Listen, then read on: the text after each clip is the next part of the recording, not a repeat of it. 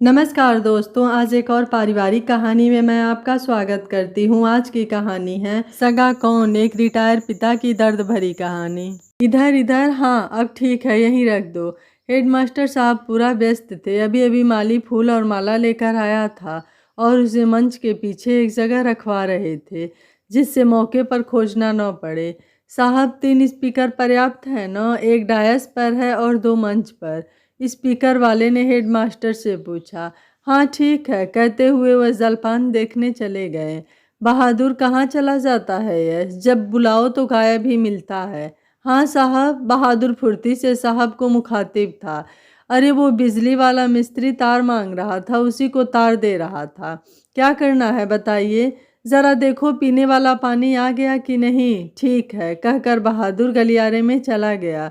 पूरा स्कूल सजाया गया था। आज इस साल के सेवानिवृत्त शिक्षकों को विदाई समारोह है और हेडमास्टर तुलसीराम अपनी जिम्मेदारी बखूबी निभा रहे हैं। एकदम लस्त पस्त हुए। बाकी के शिक्षक अभी नहीं आए हैं। झल्लाहट के साथ वह मन ही मन सोच रहे हैं कि अपनी जिम्मेदारी न होने के कारण ही सब इतना देर लगा रहे हैं। अरे क्या उनका दायित्व तो नहीं है अपने साथियों को विदा करना? पर नहीं, उनको क्या, अतिथियों के साथ आएंगे और उन्हीं के साथ चले भी जाएंगे, मानो वह भी अतिथि ही हो। जाए मेरी बला से, मुझे जो करना चाहिए वह मैं कर ही रहा हूँ, दूसरों से क्या। तुलसीराम मन ही मन खुद को संतुष्ट भी कर रहे थे पर मना नहीं पा रहे थे। फिर अव्यक्त ध्वनि में कहते हैं, होगा मेरा क्या, जो बोएंगे वही काटेंगे। जब ये हेड होंगे तब पता चलेगा कि जिम्मेदारी क्या होती है। दूसरे के कंधे पर तो खूब बंदूक चलाएंगे, पर पता चलेगा, समय आने दीजिए। जो आज समय पर आ भी नहीं रहे हैं न, वह रात से ही आ जाएंगे और सबके जाने के बाद ही जाएंगे। तब पूछूंगा कि क्या बरखुरदार, अब बताओ जरा कैसी गुजर रही है। क्या जवाब देंगे? बस खीस बना लेंगे। पर हमें क्या, हम तो हमेशा जिम्मेदारी से काम किए हैं, करेंगे, कोई छोटे थोड़े ही हो जाएंगे। यह सब सोचते, सबको जरूरी निर्देश देते तुलसीराम एक कुर्सी पर सुस्ताने बैठ गए। यह बात उनको भी खूब पता थी कि जब तक उनके कनिष्ठ हेड बनेंगे तब तक वह भी सेवानिवृत्त हो जाएंगे। धीरे धीरे अतिथियों का आना शुरू हुआ। सब अपना स्थान ले रहे थे। मंच संचालक बारी बारी से एक एक वक्ता को बुला रहे थे और सब अपने खट्टे मीठे अनुभव साझा कर रहे थे। सहायक शिक्षक मनोराम जी का आज विदाई समारोह था। मेरा अपना अनुभव है कि किसी भी सेवानिवृत्त कर्मचारी को जब विदाई समारोह होता है तो उसमें कुछ विचित्र से किरदार जरूर पाए जाते हैं। एक तो उस विभाग का स्थानीय प्रशासनिक मुखिया, एक अतिथि, 2-3 वैचारिक मित्र, एक मंच संचालक जो बिना बात के भी अपनी रोड छाप शायरी उलीचने से बाज नहीं आता और उसके बाद दाद देने की भी प्रत्याशा में बना रहता है।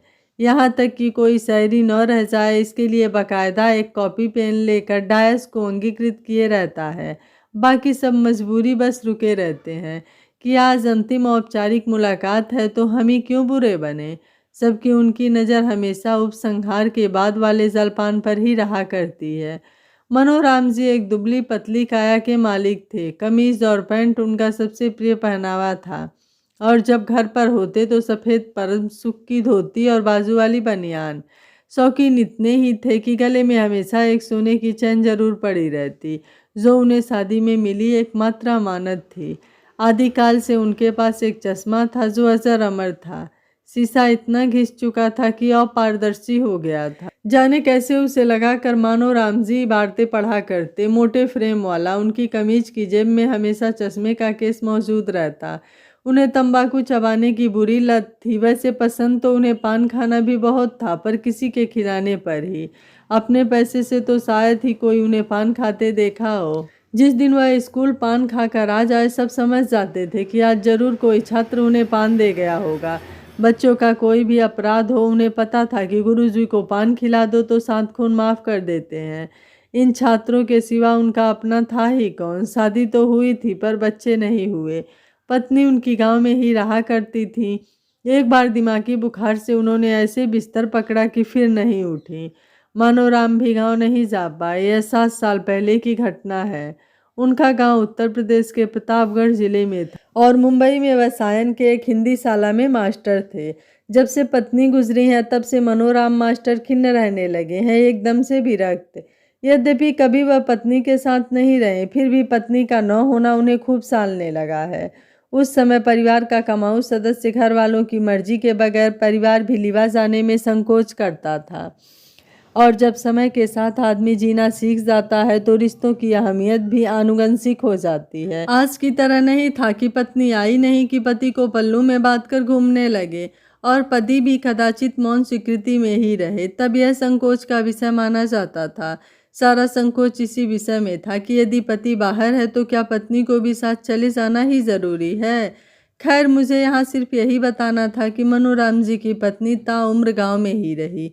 मुंबई उन्होंने देखा ही नहीं और मनोराम जी युवा होते ही मुंबई आ गए और 59 की उम्र पहुंचने तक यहीं रहे। कई स्कूलों में सेवा दी। मुंबई की तहजीब, तरीका और स्वीकृति उनमें अंदर तक रच बस गई थी। जब से वह मुंबई आए अपने लिए कुछ नहीं किया। वह 4 भाइयों में तीसरे क्रम पर थे। जो भी कमाते घर भेज दिया करते, ऐसे जैसे वह खुद के लिए कमा ही न रहे हों या फिर कमाई तक ही उनका अधिकार क्षेत्र हो। व्यय पर उनके भाइयों और उनके पुत्रों का, अर्थात मनोराम जी के भतीजों का। हर माह वह डाक खाने जाकर धनादेश कर दिया करते, सिर्फ अपने खर्चे काट कर। खर्चे भी क्या थे, बस खोली का किराया और दाल भाजी का पैसा। वह खोली जिसे बाद में उन्होंने साथी शिक्षकों के बहुत कहने पर खरीद लिया था। अक्सर वह स्कूल भी पैदल ही चले जाते थे। करना ही क्या था, बनाना, खाना और पढ़ाना। एक बार जब उन्होंने घर चिट्ठी लिख मारी कि आने जाने के लिए एक साइकिल लेनी थी, अगर कहें तो 2 माह पैसा न भेजकर साइकिल ले लें, एक सुविधा भी हो जाएगी और रेल का किराया भी बचा करेगा। घर से दोनों बड़े भाइयों और पिताजी की तरफ से 3-3 पत्र आया कि अभी कोई ज़रूरत नहीं है, यहाँ घर में बहुत से काम है खेती बाड़ी के, पहले वह ज़रूरी है, न हो तो खोली ही बदल लो, स्कूल के पास लेना ही ठीक रहेगा, रेल का किराया बचा करेगा, वैसे भी खोली का पैसा तो देना ही है, चाहे जहाँ रखो। मनोराम जी मन महसूस कर रह गए। उनकी खुद की कमाई पर भी उनका अधिकार न था, व्यय करने का अधिकार अन्यत्र था और बड़ी निष्ठा से मनोराम जी इस जिम्मेदारी को उठाए हुए थे। शिक्षक कभी सेवानिवृत्त नहीं होता। विभागीय मुखिया के इस आप्त वचन के साथ विदाई समारोह का समापन हो गया। आज तक किसी भी विदाई समारोह का समापन हमने बिना इस वाक्य के नहीं सुना। उनको क्या पता कि शिक्षक भी रिटायर होता है अपनी रोज की दिनचर्या से, छात्रों के संसर्ग से, ज्ञान बांटने की गति से, साथ ही शिक्षक मित्रों से, समाज से और अपने दफ्तरी बाबुओं से, जो उनकी आदि हो चुकी आजीविका के द्रव्य देने हेतु कितनी बार ही गणेश परिक्रमा कराते हैं। उस आदर्श बोलने वाले विभागीय मुखिया से, जिसका एक हस्ताक्षर अपनी कीमत निर्धारित कर जाता है, अपनी ढलती उम्र से, अपने स्वास्थ्य से और आधी हुई तनख्वाह तथा बढ़ती हुई बीमारी से, बधे हुए हाथ से और बढ़े हुए खर्चे से, इन सबको क्यों भूल जाता है मंचस्थ बुद्धिजीवी, समझ नहीं आता। गीली अश्रुपूरी आंखों से आज मास्टर जी की विदाई हो रही थी। सबसे ज्यादा दुखी तुलसीराम जी थे। उनका भी सेवा काल 1 साल ही बचा था। सत्र लाभ पर चल रहे थे वह, नहीं तो वह भी मनोराम के साथ ही विदाई पा रहे होते। आज उनका एक अच्छा मित्र विभाग से विदा हो रहा था। माँ खाना स्वाभाविक भी था।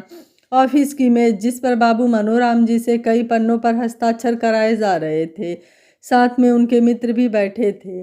बाबू ने पूछा, तो मनोराम जी बताइए, पेंशन का क्या किया जाएगा? लीजिएगा या पूरी परिपक्वता की धनराशि आपके खाने में अंतरित करा दी जाए? प्रक्रिया क्या है, समझाइए।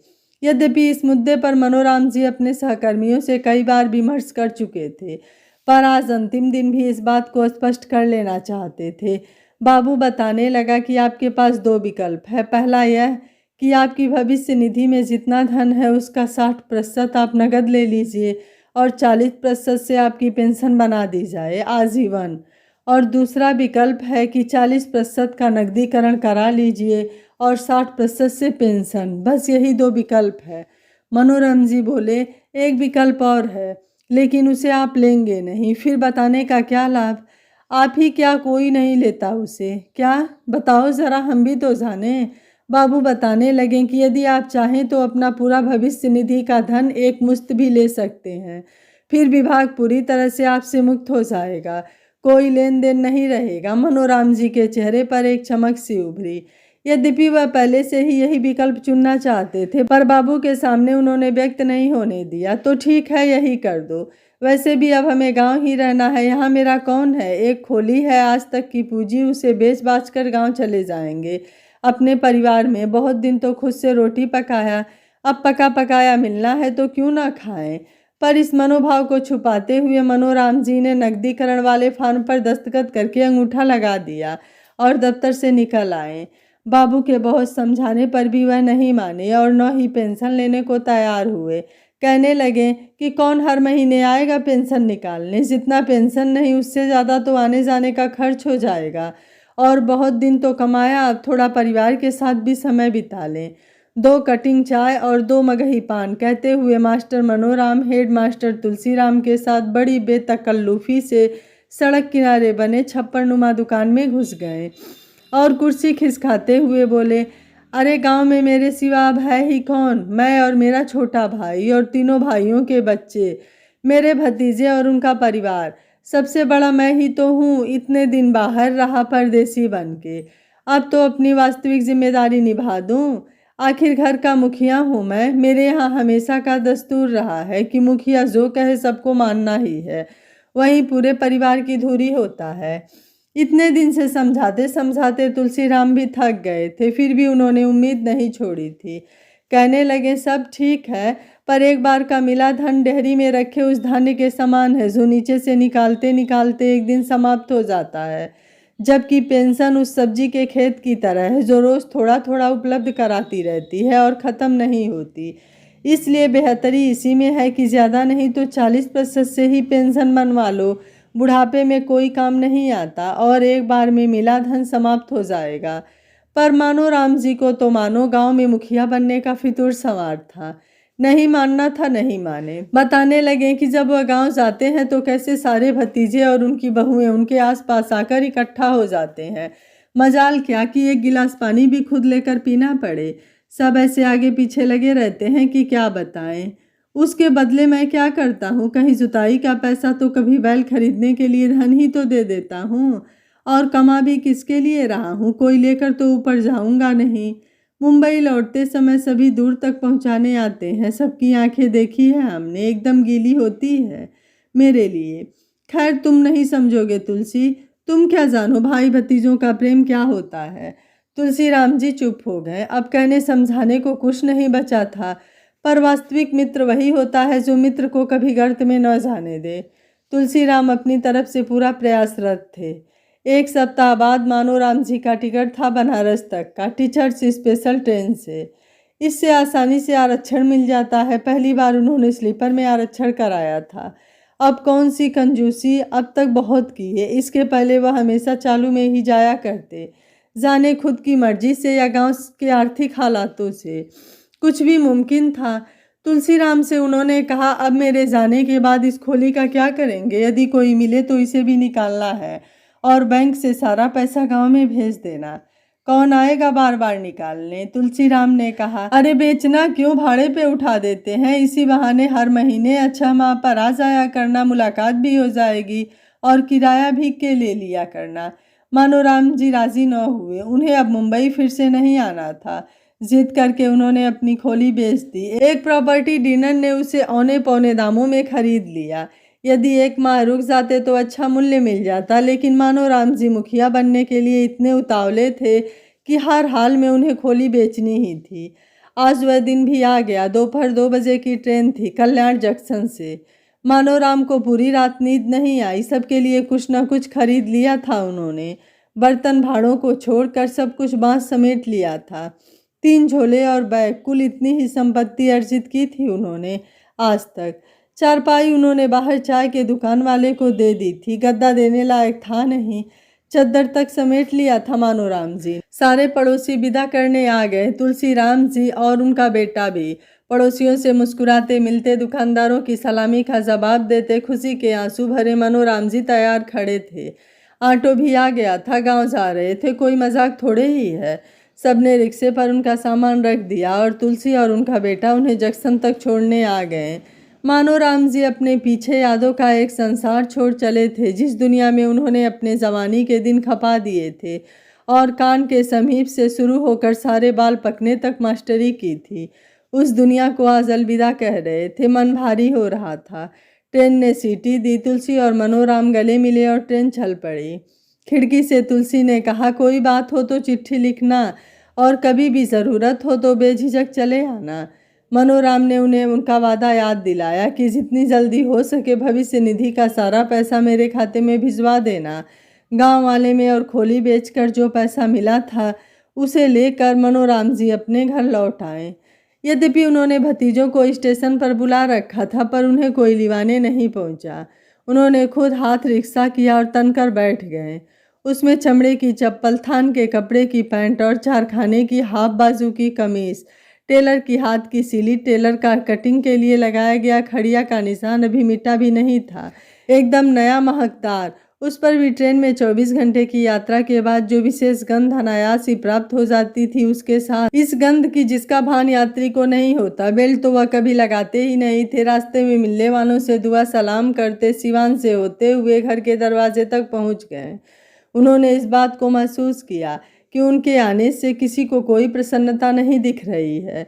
इसके पहले जब वह आते थे तो पूरा घर उनको कैसे छेक कर बैठ जाता था, स्टेशन से लेकर यहाँ तक, और जब तक वह रहते तब तक हर काम उनसे पूछकर ही किया जाता।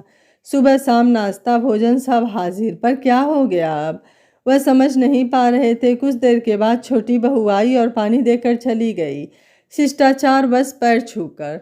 दोपहर से आए हुए मनोराम को मिलने घर का कोई सदस्य नहीं आया। उनका माथा ठनका। दालान में ही अपना सारा सामान रख कर वह घर के कपड़ों में आ गए। खुद नल चलाकर स्नान किया और पानी पीकर बैठे रहे। शाम को देखते हैं कि सबसे बड़ा भतीजा निकलता है और बाजार जाने के लिए मोटरसाइकिल निकालता है। पिछले साल मनोराम ने ही यही गाड़ी खरीदी थी।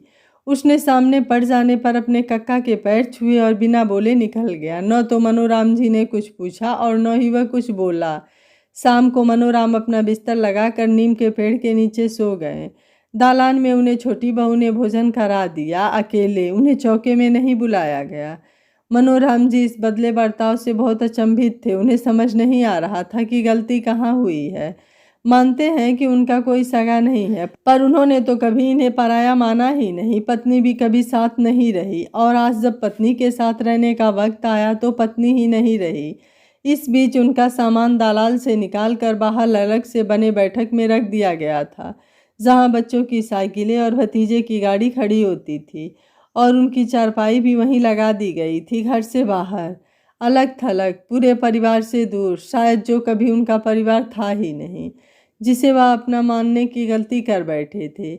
यह 2 दिन उन्हें इतना अधिक लगने लगा जितना कि पूरे सेवा काल में नहीं लग रहा था। रह रह कर उनके सामने तुलसीराम जी का चेहरा और उनकी सलाह कौंच जाती। फिर दफ्तर के बाबू की। मनोराम को अपनी गलती का एहसास हो गया। उनके लिए अब गांव में भी कोई परिवार नहीं था। आज तक उन्होंने एक भुलावे की जिंदगी जी थी, आभासी। पर अब लौटते भी कहाँ, वहाँ की खोली भी बेच दी थी और बेच दी थी अपनी पेंशन भी। उनके नाम आज की तारीख में कुछ नहीं था, कुछ रुपयों को छोड़कर जो उन्होंने खोली बेचकर कमाया था। वह पैसा भी उन्हें अब काटने को दौड़ता था। उन्हें बार बार तुलसी की नसीहत याद आती, कोई ज़रूरत हो तो याद करना बेझिझक। इस परिवार से वह परिवार ज़्यादा अपना था, सोच रहे थे मनोराम जी। तुलसीराम जी को एक तार आया है, कमिंग सून। मनोराम, और पीछे एक चिट्ठी आती है जिसमें लिखा है, प्रिय तुलसी जी, आप ठीक ही कहते थे। संसार में अपनी व्याता न हो तो जीवन बड़ा मुश्किल हो जाता है। भाई भतीजे तो अलग, यदि पत्नी न हो तो बेटे भी काम नहीं आते। भगवान ने मुझे संतान ही नहीं दिया तो इस बारे में मैं क्या कह सकता हूँ। हाँ, जिन भतीजों को मैं आज तक अपना बेटा मानता रहा, वास्तव में वह मेरी बड़ी भूल थी। मेरा आज इस दुनिया में तुम्हारे सिवा कोई नहीं है। कल दफ्तर चले जाना, यदि बन पड़े तो कागज़ बदलवा देना। मुझे 40% नगद और बाकी से पेंशन चाहिए। एक बात और, खोली का पैसा जस का तस रखा है। खरीदार से बात करके कह देना कि यदि वह चाहे तो कुछ और पैसा ले ले, पर वह खोली मुझे वापस दे दे। मैं आकर जहाँ कहोगे दस्तखत और अंगूठा लगा दूंगा। तुम्हारा मनोराम। तीसरे दिन मनोराम ने बनारस जाकर मुंबई की ट्रेन पकड़ ली। उनके हाथ में चालू टिकट था। आज उन्हें इस बात का एहसास हो गया था कि उनका सगा कौन है। सारे रिश्ते स्वार्थी थे, जो दौलत के लालच में बने हुए थे। लेकिन उन्होंने मनोराम जी को ठुकरा कर घाटे का सौदा किया क्योंकि मनोराम जी जब तक उनके ज़िंदगी में रहते उन्हें कुछ देते ही, उनसे कुछ लेते नहीं। आज रिश्तों की सच्चाई सामने आने पर मनोराम जी के आंखों से आंसू बहते जा रहे थे और वह अपने परिवार के पास वापस चले जा रहे थे। वहां पहुंचने पर तुलसी जी ने और जो उनके परिचित थे सभी ने उनका स्वागत किया। सभी लोगों ने उन्हें आश्वासन दिलाया कि वह यहाँ अकेले नहीं है, हम सब आपके परिवार हैं। बड़े बाबू उनके परिचित थे, इसलिए उन्हें नगद और पेंशन दिलाने में भी ज़्यादा भाग दौड़ नहीं करनी पड़ी। समय रहते ही सारे कागजात की प्रक्रिया पूरी हुई। खोली भी उन्हें रकम ज़्यादा देनी पड़ी लेकिन मिल गई। जब इन सब कामों से निश्चिंत हुए तो उन्होंने तुलसी जी को अपनी सारी कहानी बताई। तुलसी जी ने कहा, इतना बड़ा विश्वासघात करने वालों को क्या आप यूं ही आसानी से छोड़ देंगे? मनोराम जी ने कहा, वह मेरे सगे नाते संबंधी है, उनके साथ मैं कुछ करके भी क्या पाऊंगा? उन्होंने मुझे पराया कर दिया, लेकिन मैंने तो उनको अपनी औलाद समझकर किया था। तुलसी जी ने कहा कि जब औलाद रास्ता भटक जाए तो उसे भी सबक सिखाना पड़ता है, और वह तो आपके स्नेही स्वजन हैं। महाभारत में अर्जुन ने अपने ही गुरुजनों और स्वजनों के खिलाफ युद्ध क्यों छेड़ा था? सिर्फ धर्म के लिए, नहीं तो वह अपने गांडीव के बल पर सारी पृथ्वी को जीतने की क्षमता रखते थे। तुलसी जी की बात सुनकर मनोराम जी की आंखों से अपने परिवारजनों की पट्टी उतर गई और उन्होंने भी एक फैसला लिया। कुछ दिन बाद वह गांव पहुंच गए और वहां जाकर अपनी आधी प्रॉपर्टी लेकर उन्होंने एक अनाथ आश्रम को दान कर दी। इस प्रॉपर्टी से गरीब बच्चों के लिए स्कूल बनवाया जाए और उनके शिक्षा की उचित व्यवस्था की जाए, यह कहकर एक अनाथ आश्रम को दान दे दिए। उनके भाई भतीजों ने उनसे बहुत हाथ पैर जोड़े, लेकिन उन्होंने किसी की एक न सुनी। उनके भाई और भतीजे सन्न रह गए क्योंकि उन्हें मनोराम जी से ऐसी उम्मीद कतई नहीं थी। जिन मनोराम जी ने बिना अपने भाई की सहमति के आगे कदम तक नहीं बढ़ाया था, आज उनके द्वारा किया गया तिरस्कार ही उन्हें ऐसा कदम उठाने पर मजबूर कर दिया था। यह उन्हें भी समझ में आ चुका था और उन्हें उस तिरस्कार का एक सबक भी मिल चुका था। मनोराम जी अपने पेंशन के सहारे अपनी खोली में अपनी ज़िंदगी व्यतीत करने लगे। यह कहानी आपको कैसी लगी? मनोराम जी का फैसला आपको कैसा लगा? आप मुझे अपनी राय कमेंट बॉक्स में ज़रूर दीजिएगा। वीडियो पसंद आया है तो वीडियो को लाइक शेयर एंड चैनल को सब्सक्राइब कर लीजिएगा। Thank you for watching. मिलते हैं अगली कहानी में।